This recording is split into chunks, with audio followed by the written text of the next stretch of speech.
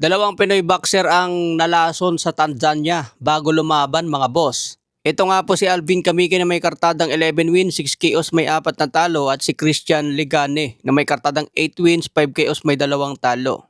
Ayon dito sa report, isinugod sa ospital si Kamiki matapos umanong makaranas ng matinding panghihina bago laban sa Tanzania. Ayon sa isang coach mula M23, may hinala na may halo umano kung anong substance ang beef na ipinakain sa mga dayuhang boksingero at ilan sa kanila ang nakaramdam ng antok at pagkawala ng lakas. Dagdag pa rito, mahigpit umano ang seguridad sa kanilang tinutuluyan. Mataas ang pader at hindi basta makakalabas ang mga atleta, kaya't napipilitan silang kainin ang mga pagkaing ibinibigay sa kanila. Ayan mga boss, ito ang masama kapag dayo ka. So abangan natin ang update dyan kung ano pa ang sumunod na nangyari. Sa ibang banda naman, ayon kay kamahalang Turkey, balak niya ikasa ngayon ang laban ni David Benavides at Alexander Usyk sa 2027. Plano niyang paakyatin si David Benavides sa heavyweight division para palagan si Usyk. Pero matatandaan, sinabi ni David Benavides, sa ngayon hindi pa siya aakyat ng heavyweight dahil ang target niya 175 pounds at 200 pounds lang. Dedepensa ang titulo sa cruiserweight o labanan niya si Dmitry Bivol at si Artur Beterbiev. Pero binanggit dati ni David Benavides kung may offer sa kanya at gusto niya yung offer, lalabanan niya si Alexander Usyk sa heavyweight. Kaya abangan natin yan mga boss sa 2027. Sino sa tingin nyo ang mananalo dyan kung magtapat si Usyk at David Benavides? Sa ibang banda, ayon kay Timothy Bradley, bilib na bilib sa pinakita ni The Monster Inoue.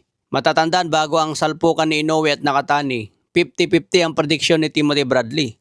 Dahil may kakayahan daw si Nakatani na talunin si Inoue. Pero matapos nga po ang laban, bilib na bilib si Timothy Bradley kay Inoue. Kung aakyat nga raw si Jesse Bam Rodriguez at labanan si Inoue, magugulpi lang si Bam Rodriguez. Matulad lang daw si Rodriguez sa mga nakaraang laban ni Inoue. Sa ngayon, pinatunayan daw ni Inoue ang kanyang kalidad. Dahil sa kanyang bilis at footwork, mahirap pantayan. Sa ibang banda, dahil sa panalo ni David Benavides at The Monster Inoue, ito ang latest ranking sa pound for pound.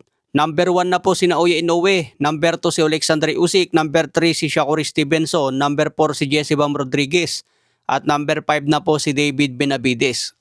Tingin ko mas maganda ilagay si David Benavides dyan sa number 3 dahil tinalo niya ang Unified Champion sa Cruiserweight at naging 3 Division Champion na.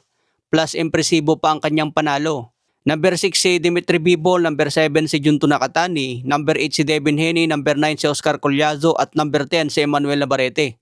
Samantala may reaction din si Shakur Stevenson kay Inoue at Nakatani. Napanood na raw niya ang laban at napabilid din si Stevenson sa bilis ni Inoue. Sa sobrang bilis ni Inoue, diyan daw magkakaproblema ang mga kalaban niya.